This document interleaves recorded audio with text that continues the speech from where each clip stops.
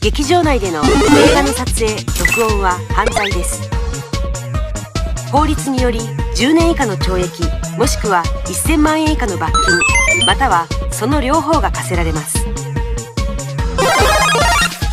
不審な行為を見かけたら劇場スタッフまでお知らせください。ノーモア映画ブログ。また市販の音楽や映像が違法にアップロードされたものと知りながらダウンロードするのも犯罪です。